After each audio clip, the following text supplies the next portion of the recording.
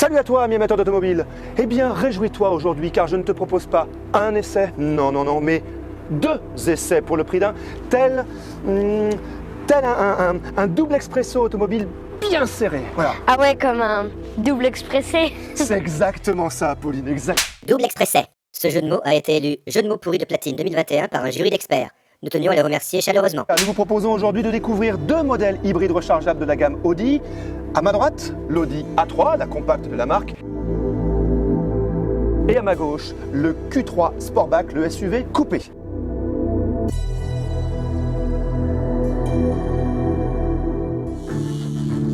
Pas de mystère, vous connaissez mon attirance pour le design du Q3 Sportback que je considère comme un des plus beaux SUV du marché.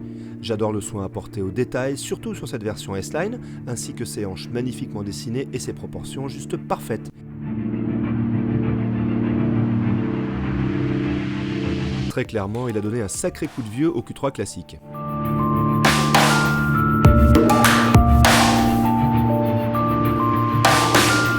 Je ne connaissais par contre pas bien la 3, que je n'avais finalement découverte qu'en photo, alors franchement, j'ai craqué.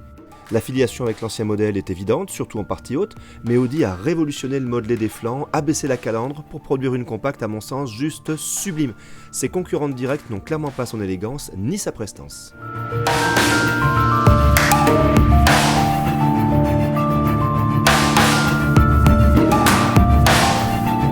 Alors, il y a 2 voitures. Moi, Pauline, je prends celle-là. Et toi, tu prends celle-là et je vais chercher les clés. Mais j'ai pas mon permis de conduire. Les détails, on verra plus tard. Toutes 2 hybrides rechargeables, nos 2 Audi font appel à la même recette. Un moteur thermique essence, TFSI, et un moteur électrique. La puissance plus faible de ce dernier, sur la 340 TFSI-E, explique le déficit global de 41 chevaux entre les 2 modèles. Cette version 40 TFSI-E est donc en quelque sorte l'entrée de gamme hybride de la 3, puisqu'il existe également une version 45 TFSI-E équipée de la même motorisation que notre Q3. J'ai rien compris. Au volant, 2 philosophies s'affrontent. Dans la 3, les 204 chevaux sont bien présents, tant en mode normal qu'en mode sport, avec une poussée franche qui ne faiblit pas. Dans le Q3, le mode D rend la conduite plus placide, tandis que le mode sport décoiffe littéralement. On sent vraiment les 40 chevaux supplémentaires. Cela entraîne d'ailleurs quelques pertes d'adhérence du train avant à l'accélération, parfaitement jugulées toutefois par l'électronique. Les comportements routiers sont très sains et sécurisants avec peu de roulis et un confort de très haut niveau. Ces 2 Audi sont désormais au niveau des références de leurs segments respectifs et ça mérite un vrai coup de chapeau. Freinage et direction font preuve d'efficacité et de précision, mais les sensations sont vraiment très différentes. La direction de la 3, précise mais pas incisive, guide un train avant ultra accrocheur. Le Q3 Sportback dispose pour sa part d'une direction plus typée confort et son train avant souffre d'un sous-virage désagréable lié sans doute au poids important du SUV. Ce poids, tout comme le fonctionnement du système de récupération d'énergie au freinage, se ressent également dans la pédale de frein assez spongieuse. L'efficacité est là, mais le plaisir un peu moins. Au volant de la 3, c'est tout le contraire, puisque c'est pour moi une des Audi qui a le plus de caractère. Le poids, certes présent, est plus contenu et le gabarit est juste idéal pour allier plaisir et sécurité. Point de sous-virage, une voiture qui saute de courbe en courbe, un freinage au dosage parfait, je me suis régalé derrière le volant de cette hybride. Les boîtes S-Tronic 6 sont parfaitement gérées et étagées, avec simplement un fonctionnement que j'ai trouvé un peu plus brutal en mode sport sur la 3. Au final, je dirais que le Q3, qui reste très agréable à mener, impose davantage de compromis que la 3, plus instinctive et homogène, dirais-je. Détail amusant, si le mode D permet de moins consommer d'énergie, le mode S, lui, accentue la puissance de régénération, du coup on se prend à jouer avec le sélecteur pour avoir la conduite la plus efficiente possible. Papa, papi et mamie, ils disent qu'un SUV c'est mieux parce que c'est plus pratique, c'est plus haut, c'est plus facile pour s'installer. C'est vrai, c'est juste. Oui, et toi, tu n'es plus très jeune, tes douleurs et ton... Handicap? Ouais, c'est ça, handicap. Oui, mais... Oh! Je suis là! C'est vexant! Oh putain, c'est vexant! Handicap! Je le trouve bien susceptible quand même. Oui, très susceptible, je trouve aussi. Beaucoup de points communs, forcément, entre ces 2 modèles, à commencer, comme toujours, par une finition sans fausse note. Les matériaux sont de qualité, les assemblages irréprochables, et le style des 2 planches de bord est inspiré.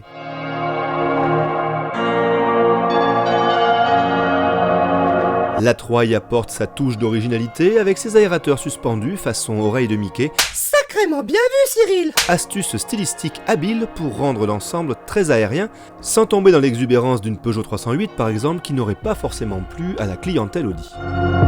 Tout le monde s'accordera à dire par contre que le sélecteur de vitesse de l'A3 donne un sacré coup de vieux à celui du Q3 Sportback. La finition S-Line apporte une touche de sportivité chic, bienvenue et même indispensable sur une Audi. Les sièges sont parfaits, tout comme les positions de conduite. Les appuis-têtes intégrés de l'Audi A3 donneront toutefois une sensation d'étouffement désagréable aux passagers arrière. L'ergonomie est identique, la plupart des fonctions étant accessibles via l'écran central tactile, de belles dimensions, parfaitement ergonomique et intuitif. Seule la richesse des menus demandera un petit temps d'adaptation aux nouveaux utilisateurs. Dans l'une comme dans l'autre, le Virtual Cockpit fait toujours son petit effet. Nos versions hybrides voient le compte tour remplacé par les informations liées au fonctionnement de l'hybridation. Côté habitabilité, aucune ne fait référence dans sa catégorie. Pas de souci à l'avant, même si la planche de bord du Q3 est un peu envahissante côté passager. À l'arrière, 2 adultes logeront très confortablement, mais la place centrale sera dans les 2 cas une véritable punition. L'accessibilité et la sensation d'espace sont bien évidemment supérieures dans le Q3 Sportback. Côté coffre, nos 2 hybrides perdent leur double fond, monopolisé par les batteries, mais conservent une modularité efficace avec un plancher parfaitement plat quand les dossiers sont rabattus.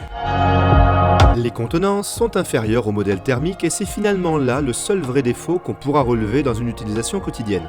L'absence de place pour ranger les câbles de rangement impose également la présence de cette disgracieuse et envahissante housse de rangement. Le coffre de l'A3 manque un peu de hauteur de chargement et c'est donc fort logiquement que le Q3 Sportback reste le plus compatible avec une utilisation familiale. Attention, les caisses sont vides. Afin de financer la fin de cette vidéo passionnante, nous nous voyons dans l'obligation de vous imposer une pause publicitaire. Merci de votre compréhension.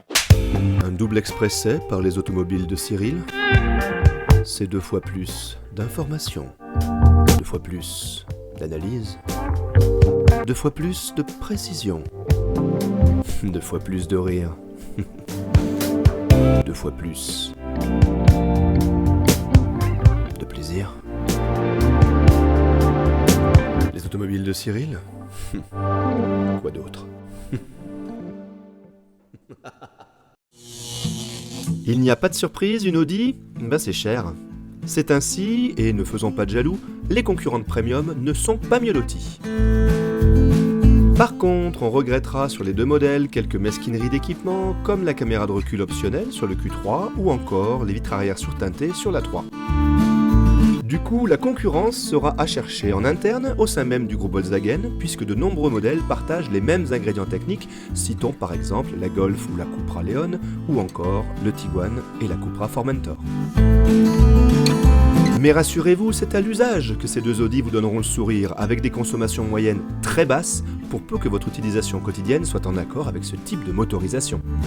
Et pour le coup, ces autos correspondent parfaitement à mon utilisation quotidienne, je l'avoue, avec des petits trajets urbains en tout électrique, mais aussi des petites routes qui facilitent et maximisent les recharges en roulant, et enfin, la possibilité, si besoin, de brancher mon véhicule tous les soirs. Si j'ai davantage consommé avec le Q3 Sportback, c'est tout simplement parce que je n'ai pas pu rouler en tout électrique aussi souvent que lors de mon essai de l'Audi A3. Et voilà, ce double essai est maintenant terminé. J'espère que vous l'aurez apprécié autant que nous avons apprécié rouler au volant de ces 2 Audi très talentueuses. Le but n'était pas de les opposer ou de les départager, mais simplement de vous montrer qu'aux côtés de la gamme essence et diesel qui garde toute sa pertinence, il y avait désormais 2 offres hybrides rechargeables particulièrement intéressantes et abouties. Même si tu as eu une petite préférence pour la 3. Oui, je le concède, tout à fait. Et même si je continue à penser que le SUV serait plus adapté à ton grand âge et à tes... D'accord, bon, merci pour cette intervention très pertinente. Est-ce que tu pourrais repartir voir si ça filme pas bien? de souci. Merci, merci, bien à vous. En tout cas, eh bien, pensez à liker, à partager, à vous abonner aussi. Et nous, bien, on vous dit à très bientôt. Salut. Et ben, du coup, on a fini. Qu'est-ce qu'on peut faire? Il nous reste un peu de temps. Tu veux un petit café? Un petit café, comme ça on Ouais, reste dans la c'est bien. thématique. Allez, allons-y. Ouais. What else?